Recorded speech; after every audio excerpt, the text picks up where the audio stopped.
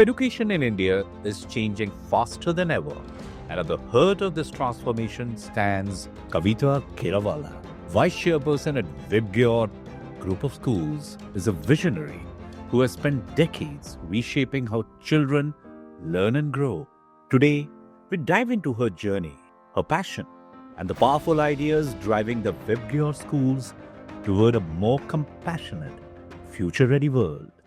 Hi, ma'am. Welcome to edX Live. Thank you. Thank you for having me. So, you often spoke about preparing children not just for exams, but for life. In today's world, how can schools practically nurture emotional resilience in students?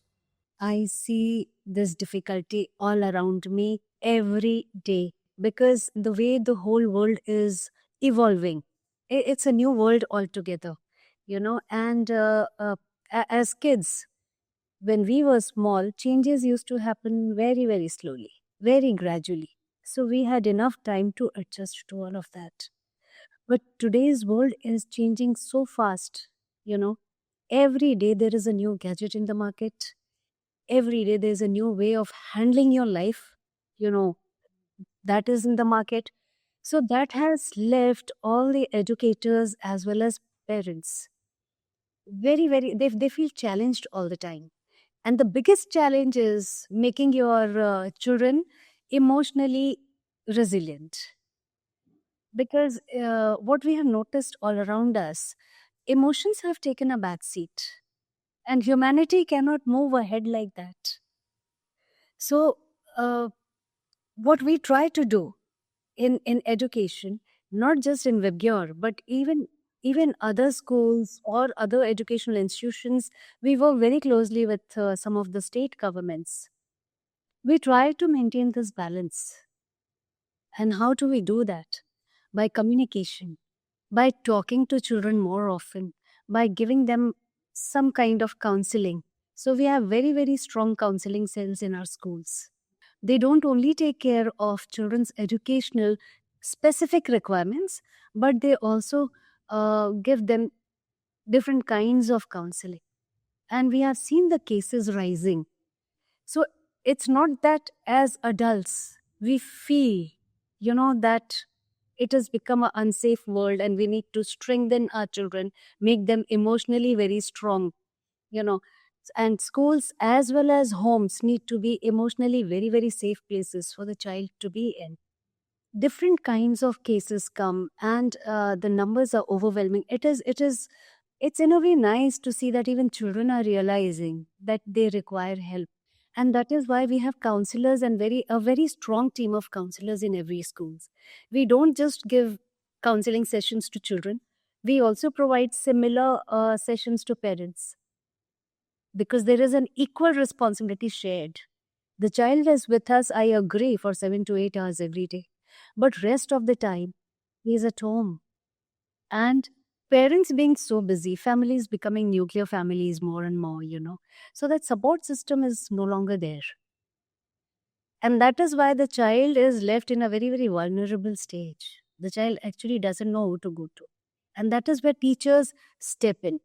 And we are taking that responsibility more and more seriously with each passing day.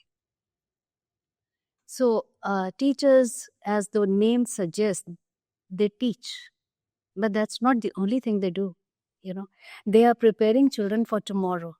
And we feel that emotional support is the biggest support the teachers are expected to provide today. See, education is all around. It will happen. Your history lessons and your geography lessons, they are informations and they are everywhere. Children are smart enough and intelligent enough. We need to guide them. We need to facilitate that process of learning. Learning happens on its own. So we are not saying that education is less important, but definitely emotional support is becoming more and more important with every day, passing of it. So many young learners struggles with stress, anxiety, and self-doubt. What role should teachers and school play in helping children build confidence, adaptability, and emotional balance? The world is full of pressure today, pressure of excelling in everything. Pressure comes from all different areas. I mean, sometimes I end up talking to parents and telling them, don't pressurize the child so much. The child cannot be getting excellent marks, you know, and representing India in different sports arenas, singing also, painting, sketching, everything. I mean, it's a child, it's not a robot, you know. So first of all, from all of us, we should have our expectations limited. We should be able to identify every child's talent and nurture that. You know, that will make the child feel very confident, feeling heard. That here I am, and people are acknowledging me. They are acknowledging my um, potential, and that is when the child gains confidence and is able to face the world with more confidence. you know because what happens is, all the time telling a child that, look, you have to do well. How come you got 8 out of 10 in this answer and not 10 out of 10? Why is, uh, uh, just see how your cousin is getting, your younger brother is doing so well, why are you not doing well? So such comparisons are actually not required. And let me also tell you, this is not just today. It used to happen when we were kids, you know yeah, but at that time social bonds were very strong. There was a lot of support, and so if it was coming from parents, there were grandparents to protect us. But in today's world, the child is left all alone, feeling very, very lost. And that is when we say that every teachers, in fact, I ask my teachers, it is okay to keep your books aside and just talk to the child. Make him feel safe, make him feel protected, make him feel heard, uh, you know. And once the child, and this is today's generation, this generation refuses to take directions. So it has to come indirectly. It has to come like a friendly advice. They do not like to be told what to do.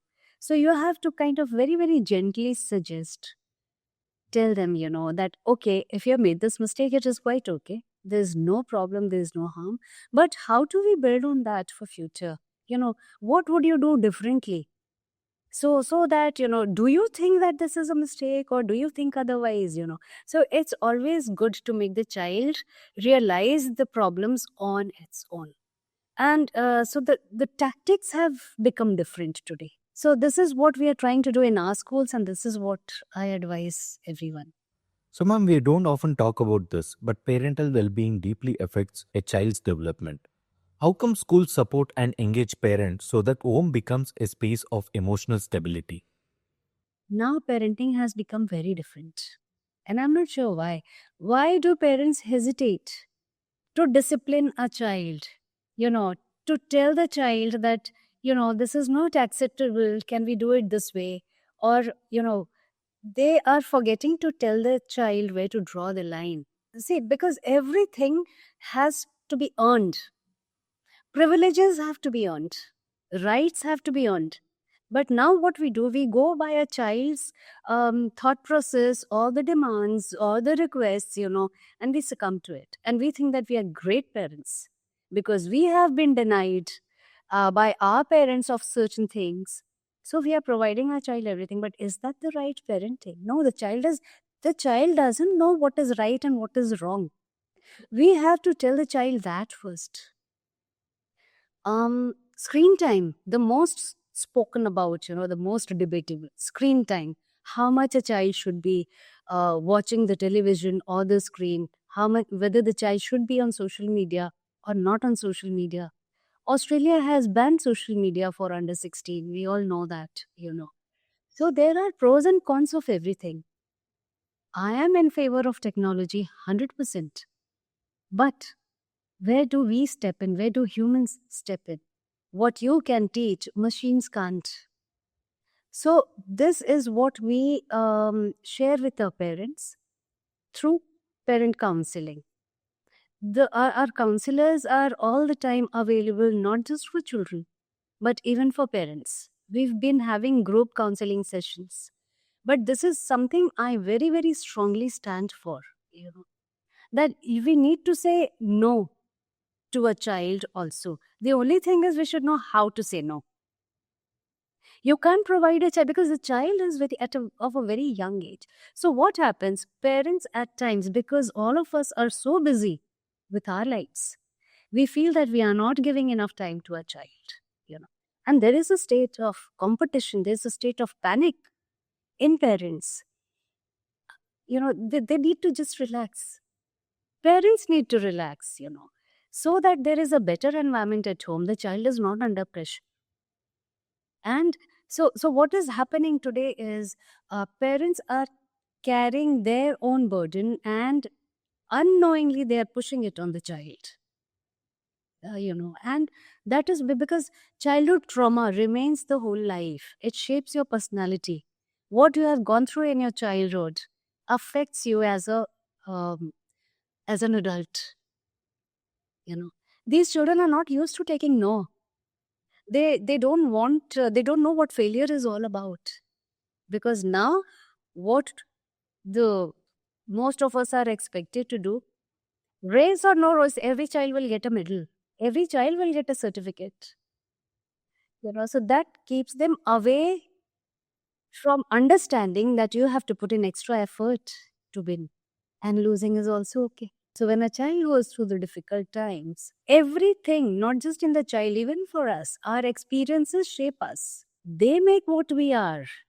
So we are nothing but a product of all our experiences.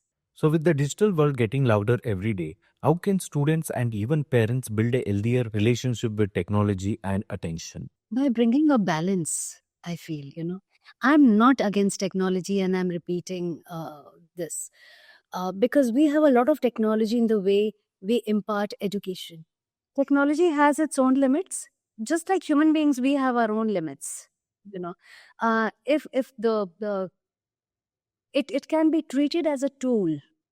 It brings the whole of the world inside our classroom, today. So earlier, I remember as kids, we used to depend a lot on our own imagination. We used to read a lot, and somewhere I read that you are also, in a way, you are doing the same. You're storytelling digitally, right? So you also depend on your imagination and your thinking of your expressions all the time. All those things are going missing today. So that's what I always say, to create machines, we need to be 2 steps ahead of them. How is all that going to happen if we are not going to maintain our balance? Complete dependency on machines or technology is not going to serve the world anyway. You need human beings who are ahead of that. And about the emotions, I still wonder whether machines will be able to give us that someday. Compassion, empathy. We are seeing that it's going down in our society day by day. You could see more children playing outside in the street. Healthy body, healthy mind. That's what we always said. Today, even the cricket is on your screen. Those 6 inches of screen have your cricket, lawn tennis, everything. But is that how we have to live? No. But at the same time, technology has great advantage.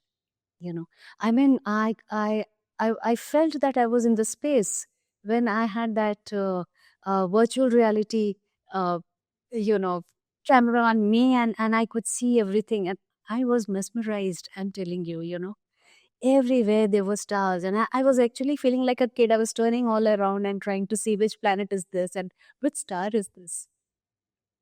I was inside a human body.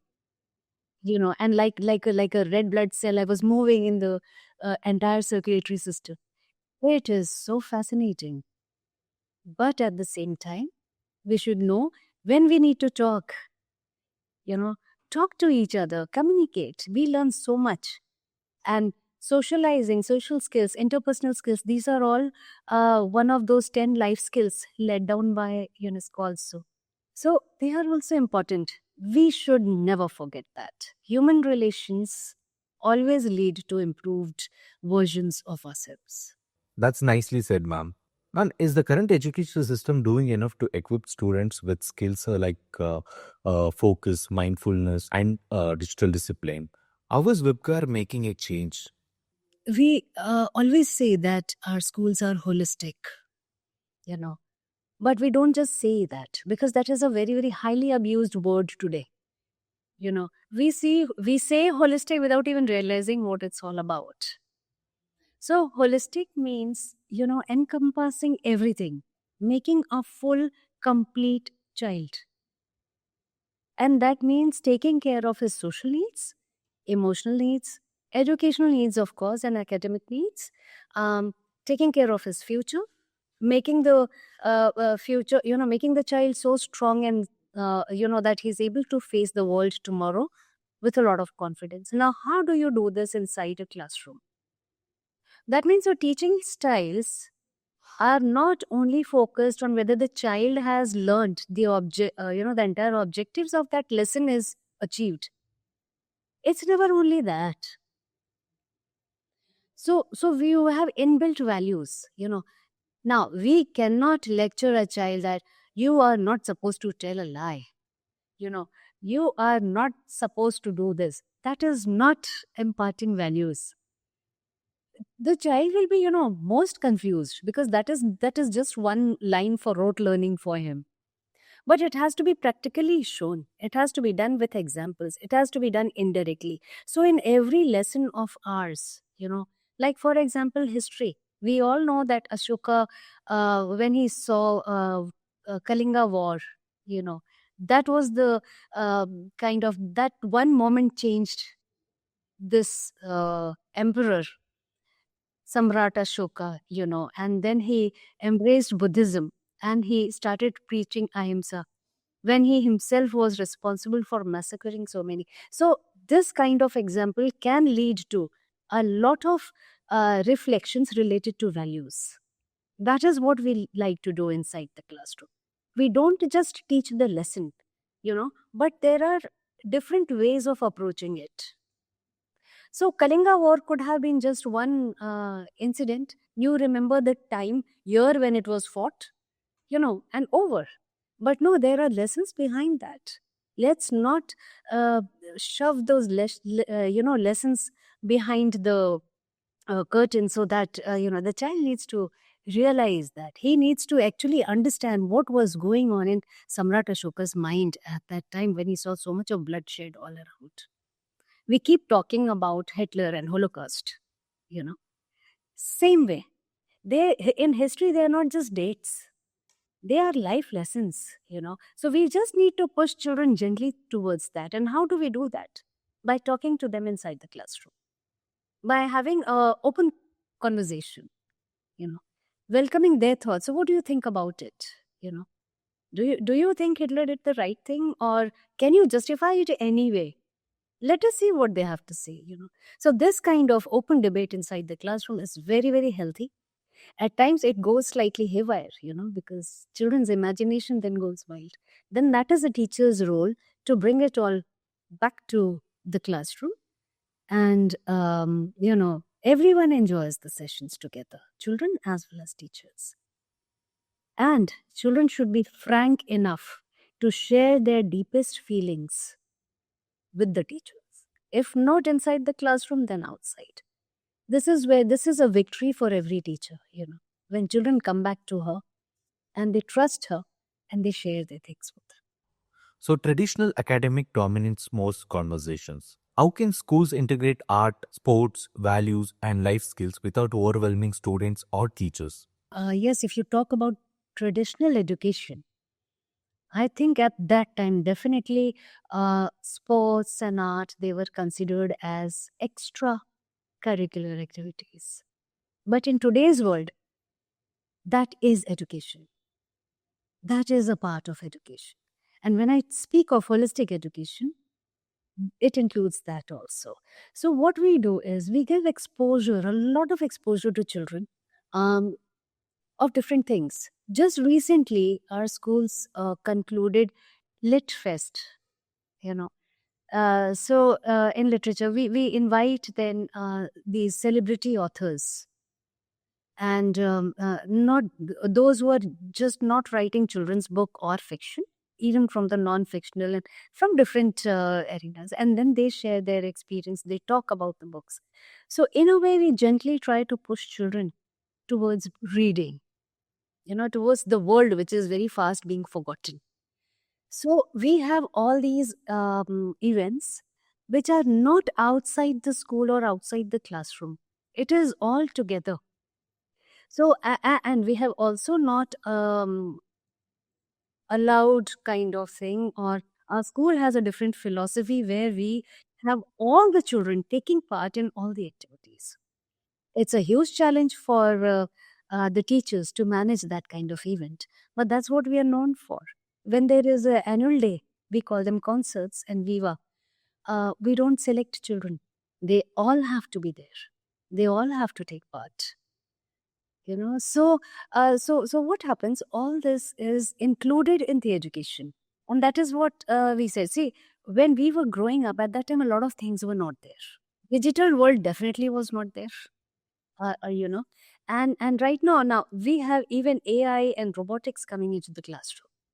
So they have these kits which they enjoy, making robotics out of it, and all of that. So those are extra things which have been included in the curriculum.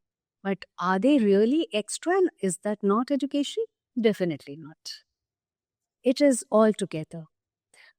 In fact, if we talk of some other board, there is, of course, CIE, which you must be knowing, Cambridge board, and IB. They give a lot of flexibility. Even CBSE has started doing that now. They give a lot of flexibility as far as subject combinations are concerned. Because if you talk of traditional education, we know that it was science and arts and commerce. But now you can choose, you can mix and choose, you can make your own platter of different subjects, you know. So the world is opening up, and the children are also grasping it, with full force. So teachers' education needs to be equipped for that. So Vibgar has grown into one of the India's most reputed school network with a strong reputation of holistic development. What, according to you, sets Vibgar apart? I don't know how right it will be for me to compare, but I definitely know that here we celebrate the uniqueness of each child. That is core to Vibgyor being. We we encourage children to express their uniqueness, to express that they are different. They can be different in many ways, uh, so of course, if I talk purely in educational terms, there is something called multiple intelligence. There are different kinds of intelligence. Like, for example, a very renowned singer may not be a good sports person, may not or will not be a good sports person. Um, Many of the super, famous and accomplished sports people have not been very great students inside the classroom, but they are still, so that is what multiple intelligence is. You have different areas of intelligence, and you can excel in any. This is what Vibgyor celebrates, and this is what Vibgyor firmly stands for. I think we give a lot of concessions for children who go outside to play tournaments or to take part in tournaments, or who go out for doing those extra coaching classes, singing classes, instrumental, all of that. So we try to make a child very, very confident in whatever he or she is good at. So this is basic. And the entire philosophy of Vibgyor is built on this.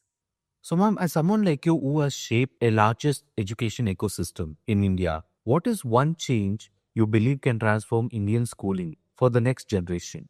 It may sound a bit controversial, but it will be technology, if we know how to handle it the right way. So I think I mentioned that we also work with different state governments. And education uh, cannot be just limited to few privileged ones. It is the right of each and every child born on this earth. But there's so much of disparity, there's so much of difference. So it is the technology which is going to actually make our lives easier, which will take education to each and every village, not just in this country, but even abroad. We have worked with countries like Rwanda. We were in Kenya. all these countries, we have worked with African countries as well. So, what happens that you can do only with the help of technology. Also, our resources are limited. In the sense, our B.Ed schools, B.Ed colleges, from where you churn out trained teachers. We need a huge number, to give good teachers to the world. So to keep the teachers' quality high, it's a longer route. We should do that, and we must do that. That is what I'm expecting from this new budget also. But at the same time, yeah, but at the same time, technology will take education faster to every child in the village. So I feel that is the answer for tomorrow. So, do you think that technology will justify the work of what uh, the actual teachers does? Not at all. This, I'll repeat, technology can do only when teachers can't. And if it becomes an enabler, a teacher can do much more. If it can take all our mundane work out, correcting of papers and setting up of question papers, all of that, taking attendance, filling all those different forms. If technology can do all of that, we will have more time to take care of our children. That is where I want technology. So, ma'am, my final question is: how is exam system changing in India? So, Chetan, there has to be a right mix, because when you are writing thesis or research paper, you need to express yourself in many words. Writing may have been kind of taken over by typing, but it is still there. You need those many words to express yourselves. Maybe in lower grades, and we have always maintained that we do not assess our children, we assess our teachers. So the kind of performance children show, that is nothing but a teacher's performance. It is a reflection of how well he or she has taught inside the classroom. So, like in our school, still grade 4, we do not have tests, we do not have assessments. They are very, very casual. The child doesn't even know that, it is a test. So, it's many a times just an activity inside the classroom through which we understand the child's level of understanding. Sometimes it is just some fill in the blanks. Sometimes it is match the column. Very, very basic, simple ones, which probably in technological language can be MCQs, multiple choice questions. Now, it may seem to be very easy, but it is very, very tricky. And you really need a very superior quality teacher to design your multiple choice questions, because they are meant to confuse the student. They cannot be very, very easily made. So that is definitely a way out. But at the same time, for some subjects like languages, if I don't know how a child is going to write an essay, I will not know whether the child will know the right sentence formation. So there are certain times when your subjective or long answers become very, very important. Everything cannot be limited to MCQs, but I think that is where what the world is moving towards. But at the same time, technology is also helping us correct the papers well and fast. So both have to be there, maybe in different proportion. Like in lower grades, you can have more of objective and more of you can say MCQs. But in higher grades, I think some amount of longer expressions are required. This is my personal opinion. Ma'am, from my understanding, is exams really necessary? Not at all. In fact, open book examinations have been in practice for such a long time. And when we talk of examinations, what are we actually testing? If you are testing information based knowledge of a child, that is definitely not required. Because it's all the time in your hands. It is there on the Google. But also Google throws 20, if you type one question, 20 such things 20 answers will come. You should be able to choose the right one. That is where your talent lies. That's one. Second, when those things are applicable in real life, that is the situation which actually should be tested. Not our, those factual, uh, factual things, because they are everywhere. Like today, if I forget, which year was the first war of independence fought, even if I don't remember 1857, I can Google it and get the answer, right? But where to apply that knowledge? That is where the actual skill lies. And that is what the world is moving towards, skill-based examination and tests. Yeah. Ma'am, it was wonderful talking to you. Thank you for being on edX Lite. Hope students and parents has a lot of insights from this episode. Oh no, even I enjoyed talking, these are all my favorite things when it comes to education. Thank you so much. I also enjoyed myself thoroughly. We hope this conversation with Kavita Kirawala left you inspired to rethink how we learn, teach, and raise the next generation. Thank you for listening to edX Live. Until next time, keep questioning, keep evolving.